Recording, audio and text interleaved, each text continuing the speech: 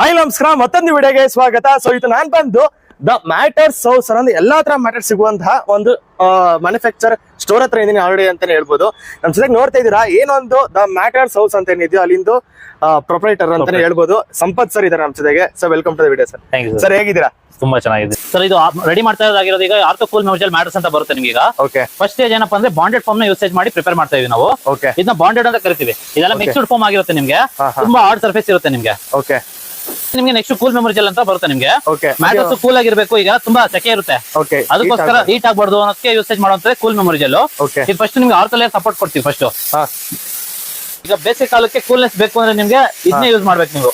Okay, ಇದನ್ನ use ಮಾಡೋದ್ರಿಂದಾನೇ ನಿಮ್ಗೆ coolness ಎಲ್ಲ ಅವಾಯ್ಡ್ ಆಗೋದು ನಿಮ್ಗೆ.